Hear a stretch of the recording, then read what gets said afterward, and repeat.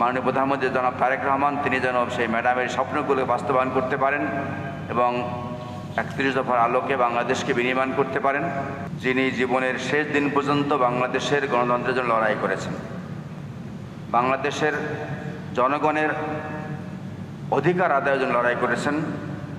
ভোটের অধিকার প্রতিষ্ঠার জন্য তিনি জেল খেটেছেন, মিথ্যা মামলায় জেল খেটেছেন,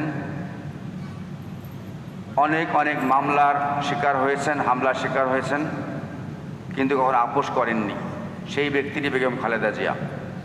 আমরা তার আত্মার মাগফিরাত কামনা করছি।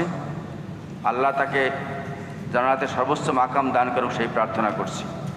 একই সাথে আমরা বাংলাদেশ আজকে যে কথা বলতে পারছি, বাংলাদেশ বিনির্মাণ হয়েছে, সেই মহান স্বাধীনতার ঘোষক শহীদ প্রেসিডেন্ট জিয়াউর রহমানের আত্মার মাগফিরাত কামনা করছি এবং তার জন্য আমরা দোয়া করবো, জান্নাত হোক সে প্রার্থনা করছি।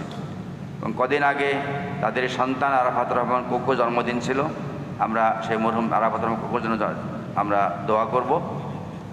আমাদের এই বাংলাদেশ 17 বছর পরে ফ্যাসিস্ট মুক্ত হয়েছে। সেই ফ্যাসিস্ট মুক্ত হওয়ার সময় শেষ দিনটি আমাদের ম্যাডাম দেখে গেছেন। আলহামদুলিল্লাহ, উনি দেখে গেছেন যে শেখ হাসিনার পতন ঘটেছে, যে হাসিনা তাকে অত্যাচার, নির্যাতন, নিপীড়ন করেছেন, যে হাসিনার জন্য তিনি অমানসিক নির্যাতন ভোগ করেছেন, জেল খেটেছেন। সেই মানুষটি জনগণের কাছে বিচার চেয়ে গেছেন। উনি বলে গেছিলেন যে আমার এই যে নির্যাতন, নিপীড়ন, অত্যাচার তার বিচার জনগণ করবে। জনগণ বিচার করেছে, জনগণ তাকে দেখিয়ে দিয়েছে যে না, হাসিনা বিতাড়িত হয়েছে এবং ম্যাডাম খালেদা জিয়া বাংলাদেশে ভালো মতো শেষ দিনগুলি পার করেছেন। আমরা এমন মহিষী নারীকে হারিয়ে বাংলাদেশের অপূরণীয় ক্ষতি, তবুও তার পরবর্তী জেনারেশন আজকের মাননীয় প্রধানমন্ত্রী ম্যাডামের সেই প্রতিশ্রুতিগুলো রক্ষার জন্য কাজ করে যাচ্ছেন। আমরা তার সুস্থতা কামনা করছি।